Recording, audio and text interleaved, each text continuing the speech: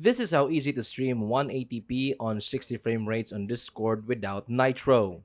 Streaming 180p at 60 frame rates per second on Discord without Nitro is officially restricted, as Discord locks higher streaming quality to 720p and 180p and 60 frame rates behind Nitro subscription. However, there are a few workarounds and tricks you can use to bypass this limit depending on the platform you're using and the server setup. These methods are not officially supported by Discord and may stop working if Discord updates its platform. Proceed at your own discretion. First, you can use OBS or Open Broadcaster software with Discord Virtual Camera for screen sharing. First, install OBS Studio. Then, set your canvas resolution to 1920 by 1080 and frame rate to 60 frame rates per second. Then, add your game window as a source in OBS. Then, turn OBS virtual camera found in controls on the main OBS window. Then, open Discord, go to voice channel, click video, and select OBS virtual camera as your webcam. People in your call will see your 180p 60 frame rates per second stream as webcam feed,